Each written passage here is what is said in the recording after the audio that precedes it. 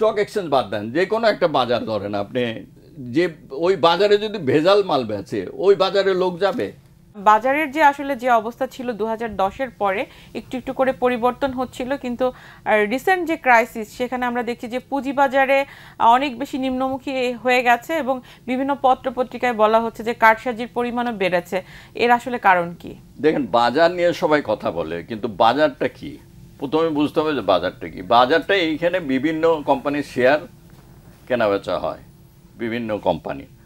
এখন ভালো কোম্পানি যদি আসে তাইলে ইনভেস্টররা ভালোভাবে মানে লাভবান হয়।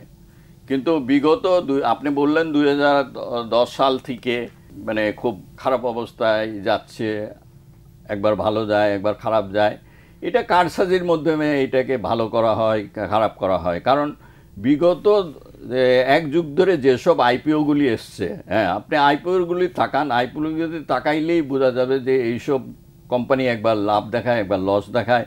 মানে কারসাজি তো ওইখান থেকেই শুরু হয়।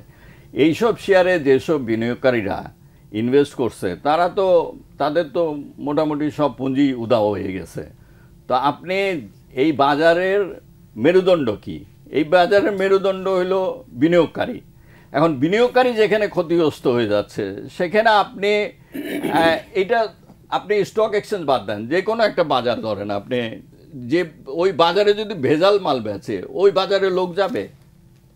ওই বাজারে লোক যাবে না। তো এইখানে সেম অবস্থায় হয়েছে। গত 10 বছরে যেসব লিস্টিংগুলি হয়েছে 90% মোর অর লেস আপনি খুব খারাপ অবস্থায়, বিনিয়োগকারীদের অবস্থা খুব খারাপ, বিনিয়োগকারীরা